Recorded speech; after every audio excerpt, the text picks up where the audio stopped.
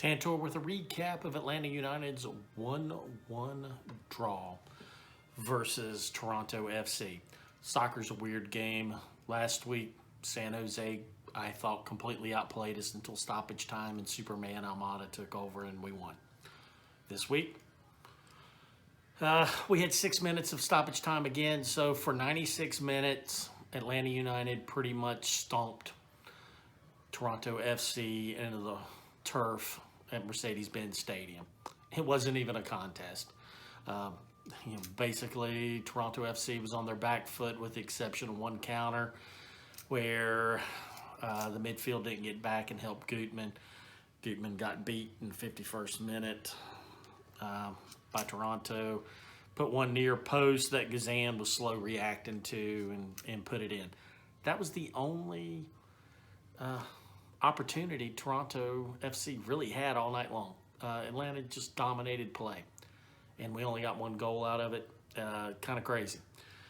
Now, the 59th minute, we tied it up. Rossetto played an excellent game tonight, where I last week didn't really care for the midfield with Ibarra and Rossetto. Rossetto, he had a number of shots on goal, and he scored a nice one with a double deflection past Sean Johnson, who's now the goalkeeper for Toronto FC. And good thing, because Sean Johnson was incredible tonight. I think we should have scored at least 4 goals on him, but we only got one past him, and he was just tremendous, and he kept Toronto in the game, and they ought to really give the guy a bonus for this one. Now, I do my own stats. I thought our possession was 62%, and it seemed like we had even more than that. I had us with 15 shots on goal versus only 4 for Toronto. Not on goal. We had 15 shots. We put 7 on goal. Toronto only had 4 shots with 2 on goal. We just dominated this game. This match was just complete domination.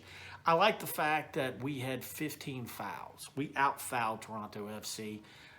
I really think you need to keep the fouls close, and I need to think that you get in that 12 to 16 foul range. It's just enough to keep yourself being aggressive. If you don't ever foul, you're not being aggressive. So if you're aggressive defense, you're going to foul. And I thought we did pretty well on that one. We had a couple yellow cards, and I thought both of them were BS.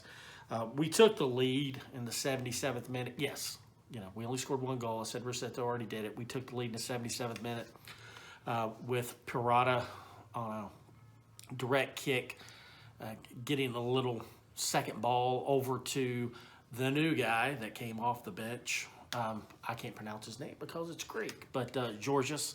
We'll just keep calling him Georgios. We called the last number 7 Joseph. This number 7's Georgios, so we can handle Georgios. Georgios headed the ball into the back of the net, and then all of a sudden, an AR that, quite frankly, was wearing sunglasses and with a cane and a CNI dog called him offside. MLS has a problem this year. Now that they've gone to Apple TV has more than 1 and 2 cameras at these games to televise them. And we get pretty darn good coverage now.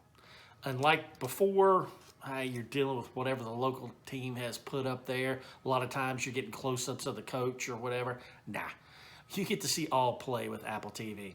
On this play, with also Apple TV, you can rewind it, you can stop, you can do your own VAR. Do your own VAR on the 77th minute and watch Georgia score a goal. And Pirata was onside when he played the ball. I don't care what anybody says. I ran that thing back 4 and 5 times. Pirata was onside. He was kept onside by the off-ball defender for Toronto. I have no idea what VAR was looking at. They're afraid to make the call to make an AR look bad. I don't care. They need to get the call right, because that call affected the game. We go from getting 3 points for a win to getting 1 point for a draw, and that's garbage. So last year I complained, why have VAR when you don't use it? Why have VAR when you can clearly see a player's onside, when I can run it back and see, and they can't? It's ridiculous. So it's obvious that MLS, now that the quality of the televised product is much, much better, they've got a problem now. When an idiot like me at home can sit there and watch it and say, hey, I can stop this right here when the ball's played and everybody's onside, you've got major issues on legitimacy of how MLS refs games. I've always had questions on that. I thought MLS did a horrible job, and it's now confirmed. MLS does a horrible job reffing games, period. End of story. I have nothing to critique Atlanta United about. They played excellent. They dominated the game. They put pressure on Toronto from beginning to end. Quality of shots inside the box, not much until Georges came on. Georges is going to make a huge difference this year. I would have a little bit more runs, even off-ball runs, when our two best players making off-ball runs into the box are Lennon and Gutman, which are our fullbacks. There's a little bit of issue. We're starting Wiley up top. I know he's got to play most of the game because ATN's still not match shape. ATN, when he comes on, is, whoa, quality really ratchets it up. So, we've got to be a little bit more technical inside the box. I thought the midfield played much, much better than last week. Now, they didn't drop back on that one goal and help out, and Wiley didn't backtrack on that one. But they made one mistake, and we paid for it. But besides that, they looked pretty good. Rosetta was up in the attack, taking shots. Amada was feeding them. It's a much better game. Played much better. Looked much better. But we only get a draw. As I said, funny game. We'll see you next Saturday after the Charlotte game. Dan Tor out.